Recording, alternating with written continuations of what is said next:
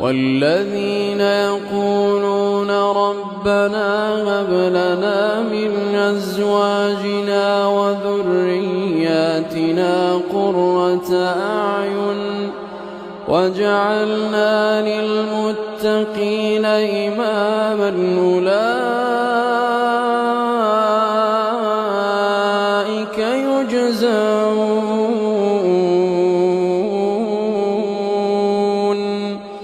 أولئك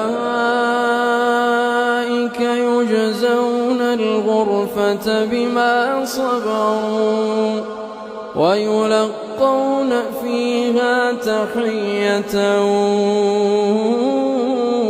وسلاما خالدين فيها حسنت مستقرا